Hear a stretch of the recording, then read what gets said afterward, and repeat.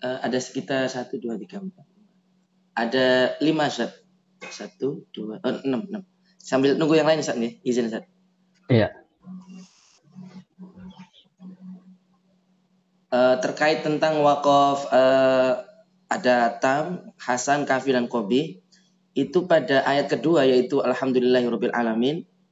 Itu menurut Ustaz itu di akhirnya itu apakah dia wakaf hasan atau wakaf kafi? Menurut ra'i yang lebih kuat begitu Ustaz. Itu yang pertama Ustaz. Kalau kita melihat sesuai definisi kaidahnya, kaidah wakaf hasan, maka itu sangat sesuai maknanya dengan makna wakaf hasan.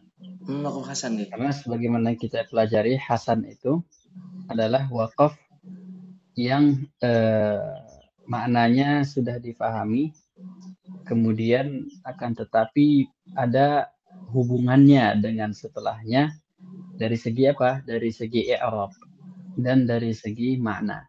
Jadi kedua hubungan ini tetap ada.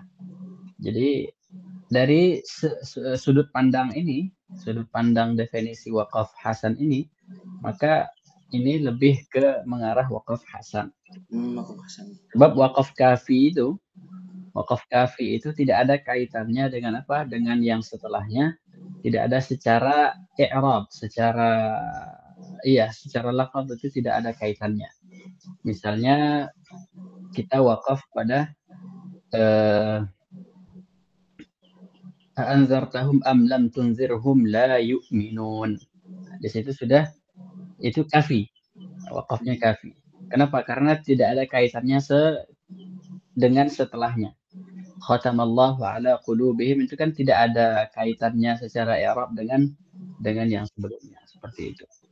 Tapi alhamdulillahirabbil alamin itu maknanya sudah difahami, akan tetapi ketika kita lanjutkan ayat setelahnya, ayat ketiga, Ar-Rahmanir Rahim, itu Ar-Rahmani itu masih sifat.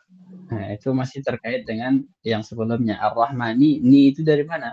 Baris kasroh itu. Ya, dari yang sebelumnya, dari lillahi. Wallahu a'lam. Nah, syukuran Ustaz. Saya lanjut atau kita masuk ke materi? Tafadhol Ustaz. Satu lagi boleh, satu lagi. Hadir Ustaz.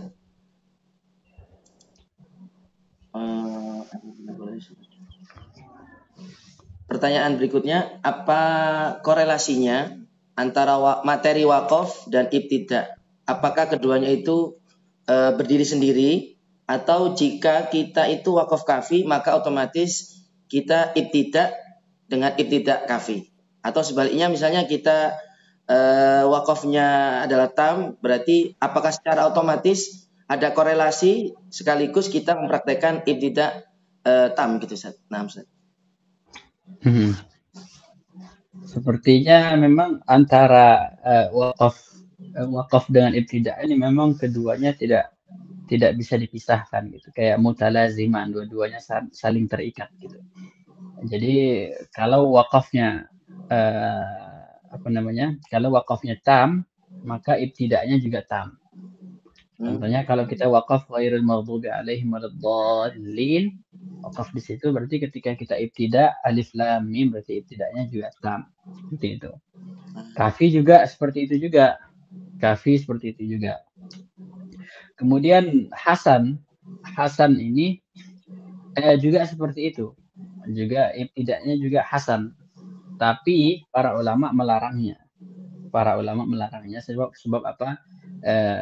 Sebab karena kaitannya dengan sebelumnya itu ada secara i'rab, hubungannya secara i'rab masih ada, maka diulanglah sebelumnya, kecuali dia di akhir ayat, seperti yang alhamdulillahirabbil alamin ar-rahmanir rahim. Itu boleh kita ibtidanya langsung tanpa harus mengulang ke belakang. Itu kasusnya hasan. Kalau yang qabih, ya qabih lah, tidaknya juga qabih. Wallahu a'lam. Jazakumullah khair Ustaz. Wa iyyakum. Kita mulai ya. Nah, Ustaz. Oke, bismillahirrahmanirrahim. Alhamdulillahirabbil alamin. وأفضل الصلاة وأتم التسليم على سيدنا محمد سيد الأولين والآخرين وحبيب رب العالمين وعلى آله وصحبه أجمعين. اللهم علمنا ما ينفعنا وانفعنا بما علمتنا وزدنا علما وتوفيقا وفقها في الدين يا رب العالمين.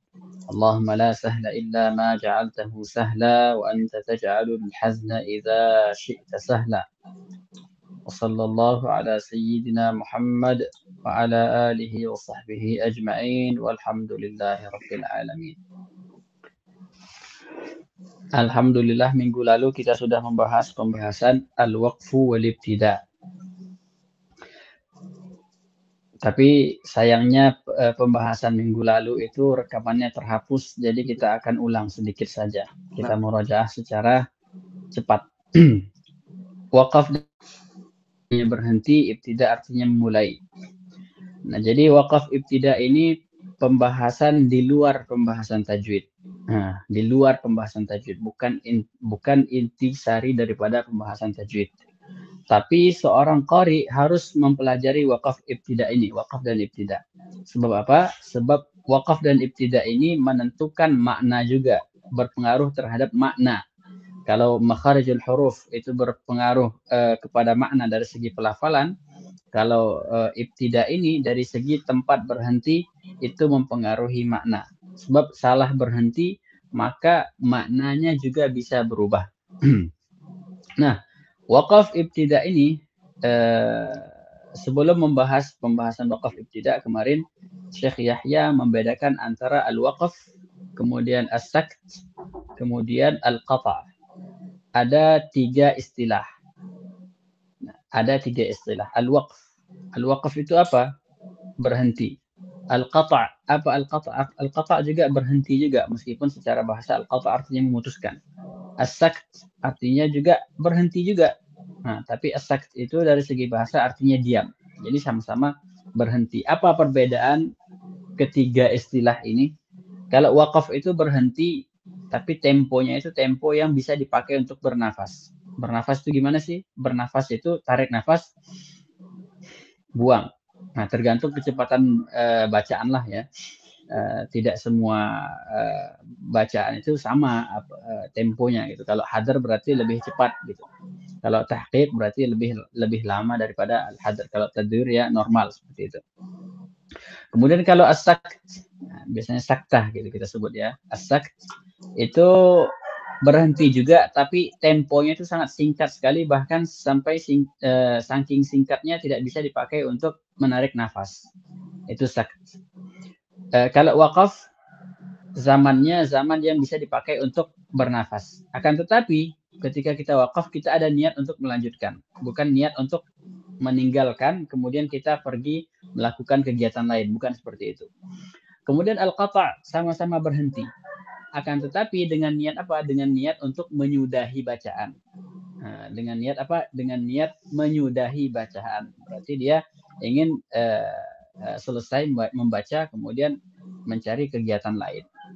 Itu perbedaan antara tiga istilah ini. Ini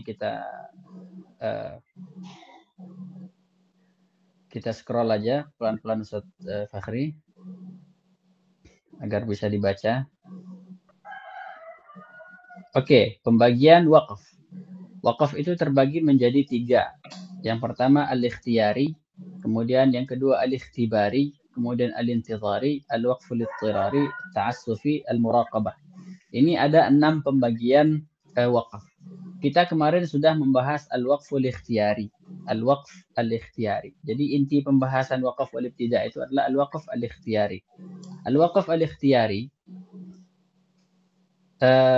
berhenti dengan pilihan sendiri, dengan kemauan sendiri, bukan karena terpaksa, bukan karena bukan karena dibuat-buat, bukan karena ingin menjamak qiraat. Pokoknya al-ikhtiyari. Memang dia waqaf dengan tujuan apa? Dengan tujuan tidak ada gitu, karena dia memang mau wakaf di sana gitu. Itu al-ikhtiyari. Ada 4 macam al-ikhtiyari. Yang pertama ada at-tam, artinya sempurna. Al-kafi, kafi itu secara bahasa artinya cukup. Al-hasan, artinya bagus. Kemudian yang terakhir ada al-qabih, wakaf al-qabih. Wakaf tam itu sederhananya ketika kita berhenti di satu potongan ayat atau dimanapun itu, tidak ada kaitan antara yang kata yang kita wakaf itu dengan yang setelahnya. Tidak ada kaitannya sama sekali, baik kaitan itu, hubungannya itu secara lafaz atau secara i'rab. Lafaz itu maksudnya i'rab, atau secara makna. Jadi maknanya sudah sempurna, kemudian i'rabnya juga sempurna, sudah tidak ada lagi kaitannya. Contoh sederhananya bagaimana? Contohnya adalah seperti misalnya kita berhenti di akhir surat. Nah, itu waqaf tam. Nah, kemudian atau kita berhenti di mana? Berhenti di akhir sebuah kisah. Nah, kalau seandainya sebuah kisah itu sudah berakhir, biasanya itu waqafnya waqaf tam.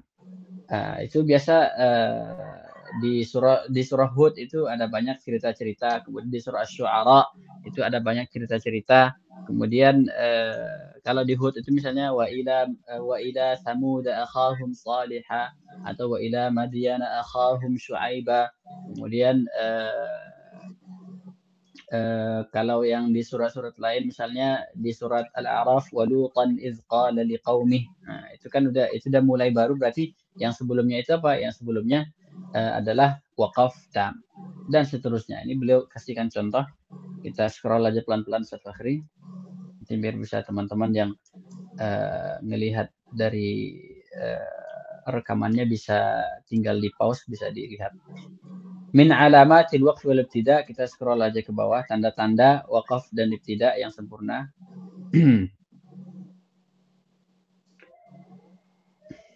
Ini sudah kita bahas kemarin.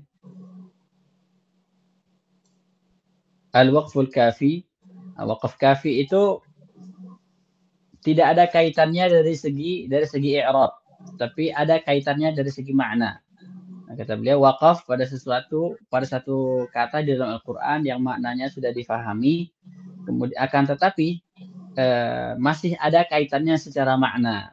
Akan tetapi secara i'rab itu tidak ada kaitannya. Seperti contoh misalnya am lam tunzirhum la yu'minun. Kita berhenti di situ. Kemudian kita mulai khatamallahu ala qulubihim. Berhenti di la yu'minun, itu waqafnya kafi.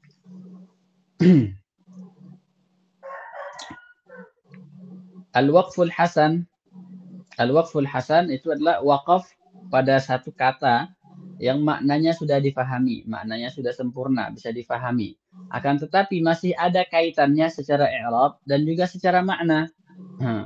Dan juga secara makna. Contoh sederhananya itu di surah Al-Baqarah itu misalnya hudal lil muttaqin itu waqafnya hasan. Alladzina yu'minuna bil ghaibi wa yuqimuna shalah, itu ibtidanya ibtida hasan. Kemudian walladzina yu'minuna bima unzila ilaik, itu juga ayat yang sebelumnya itu juga waqafnya hasan. Kemudian wabil akhirati hum yuqinun, itu waqafnya kafi. Kemudian ulaika ala hudan min rabbihim wa ulaika humul muflihun, itu di situ tam. Oke. Al-waqful qabih, al-waqf ala ma lam yatimma makna, waqaf pada sesuatu yang maknanya belum sempurna. Misalnya apa? Misalnya alhamd, maknanya tidak sempurna. Tapi kalau kita waqaf alhamdulillah, maka hasan. Waqafnya hasan. Karena apa? Karena maknanya